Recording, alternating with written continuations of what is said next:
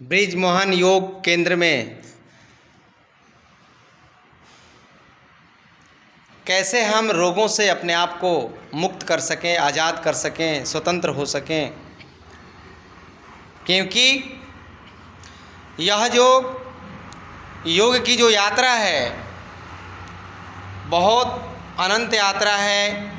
कोई सीमा नहीं है, कोई बंधन नहीं है। पूर्णतः यह साइंटिफिक प्रैक्टिस है और हमारे पूर्वजों के द्वारा कोई एक ऋषि ऋषिकाओं के द्वारा यह प्रतिपादित या अनुसंधान किया हुआ अभ्यास नहीं है। भले हम एक साथ हजारों आसन प्राणायाम को करते हैं, देखते हैं, लेकिन एक एक प्राणायाम आसन को सिद्ध करने में करोड़ों वर्ष लगे होंगे।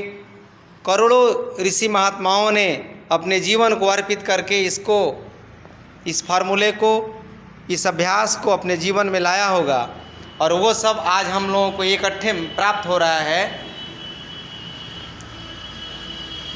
लगातार कपालभाति करते रहेंगे। आप देख सकते हैं कपालभाति करते समय किस प्रकार पेट के ऊपर चोट लग रहा है, झटका। 10 मिनट लगातार करिए। बार अपने ध्यान को पेट पर रखिए, नाभि प्रदेश पर, और वहीं पर चोट मारना है जैसे हथौड़ा को गिराते हैं किसी वस्तु पर। अनुलोम विलोम, गर्दन सीधी रखिए, बिल्कुल। हाँ, गर्दन सीधी हो, मेरुदंड भी एकदम सीधा रखते हैं अनुलोम विलोम करते समय या कपालभाति करते समय। जीवन में हमेशा मेरुदंड को सीधा ही रखने का प्रयास करना चाहिए।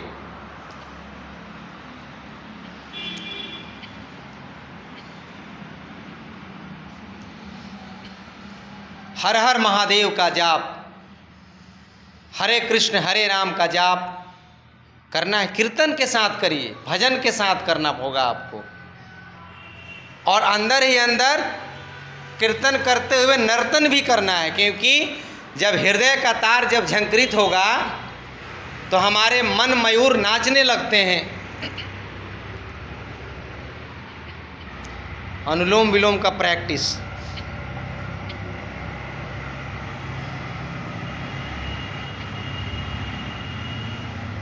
ज्ञान योग, भक्ति योग और कर्म योग, तीनों को मैं सरल भाषा में समझाने का प्रयास कर रहा हूँ। क्योंकि जब तक कर्म के रूप में नहीं हम अपने आप को ढालेंगे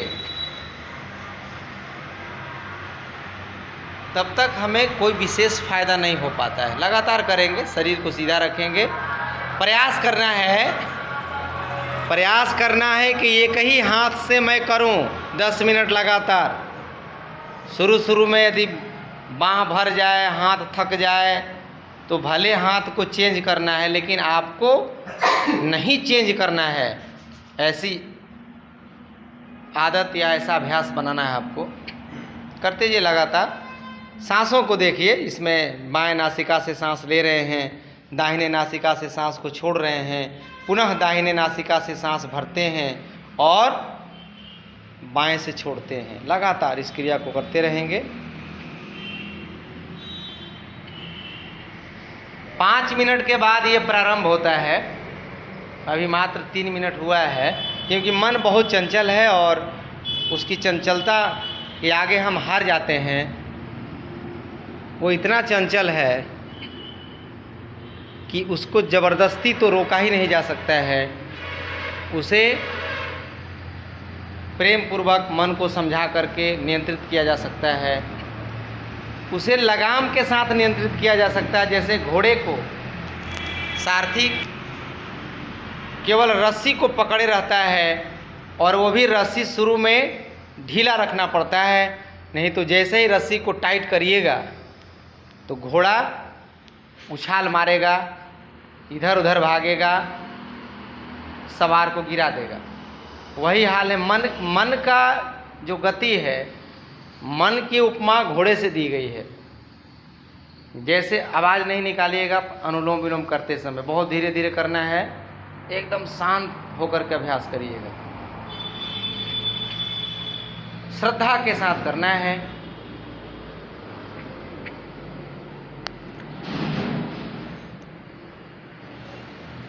मन को धोइए, मन की सफाई करिए। एक एक शब्दों का भाव, मन का आंगन नहीं बुहारा कैसे आएंगे भगवान। बहुत देवी देवताओं को हमने पूजा की, बहुत मंदिरों में गए, लेकिन मन की सफाई जब नहीं किए तो कोई यात्रा सफल नहीं हो पाती है। इसलिए यही मूल पूजा है, यही मूल यज्ञ है, क्योंकि यह वह कार्य हम कर रहे हैं जिस कार्य को कभी योगेश्वर भगवान श्री कृष्ण, मर्यादा पुरुषोत्तम श्री राम, देवों के देव महादेव शिलाओं पे बैठ करके और यही क्रिया करते थे। वो भी उस अविनाशी, अंतर्यामी,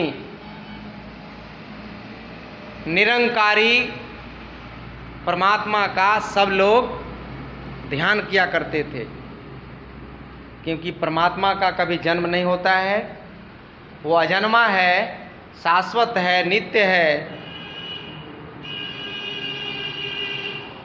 कण कण में व्याप्त है। लगातार अनुलोम विलोम का अभ्यास करते जाना है और अपने आप में भी वही अंश, क्योंकि हम लोग परमात्मा के ही अंश हैं। जब परमात्मा पूर्ण है तो मैं अपूर्ण कैसे हो सकता हूँ, ऐसा भाव रखिए। परमात्मा जब अपने आप में लगातार अनुलोम विलोम करते जाइए, आप खाली करते जाइए, लाभ अपने आप होता जाएगा। अंदर खाली भरिए, बायां दायां दोनों नाक का प्रयोग करते रहिए लगातार। बीमारी के तौर पर देखें तो अनुलोम विलोम का अभ्यास करने से मानसिक समस्याओं का समूल नाश हो जाता है। एक शब्दों में कहूँ तो मानसिक समस्याओं का समूल नाश, माने उसका जड़ भी नहीं रहता है, बच पाएगा कि फिर पनपेगा। जैसे माइग्रेन की समस्या हो, जिनको सर्द दुखता हो बार बार, अधकपारी, जिनको नींद नहीं आती हो, अनिद्रा की बीमारी, एक एक बीमारियां बहुत बड़ी बड़ी हैं जो मैं नाम ले रहा हूं, क्योंकि एक बार माइग्रेन यदि किसी को हो जाए तो दुनिया में कोई औषधि नहीं है। एक बार अनिद्रा की बीमारी हो जाए, नींद की गोली खाते खाते बेचारा पागल हो जाता है और घर वाले उसे पागल घोषित कर देते हैं। एक बार यदि तनाव, क्रोध, लड़ाई झगड़ा, चिड़चिड़ापन जीवन में प्रवेश कर जाए तो उस व्यक्ति का घर शमशान हो जाता है, क्योंकि दिन रात कलह, लड़ाई झगड़ा, फैटा फैटी होते रहता है, तकरार होते रहता है शब्दों का,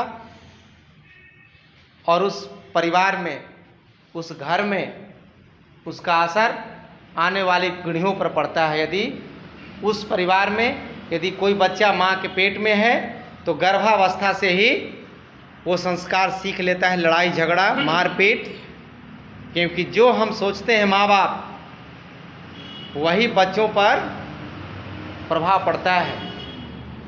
इसीलिए शास्त्रों में कहा गया है, आजकल हम लोग फसलों के बीज का, उसके जीन को सुधार रहे हैं, लेकिन हम अपने परिवार, अपने आने वाली पीढ़ियों के संस्कारों को नहीं बदल पा रहे हैं। दिन पर दिन मानव की जो प्रजाति है इसकी गुणवत्ता खराब होते जा रही है, क्योंकि हम एक एक चीज़ों पर, एक एक संस्कारों पर अपने परिवार और अपने बच्चों को संस्कारित नहीं कर पा रहे हैं। तो आप सभी से निवेदन कि प्रतिदिन योग प्राणायाम अभ्यास जरूर किया करें। ब्रिज मोहन योग चैनल को सब्सक्राइब, लाइक, कमेंट, शेयर जरूर करेंगे। धन्यवाद।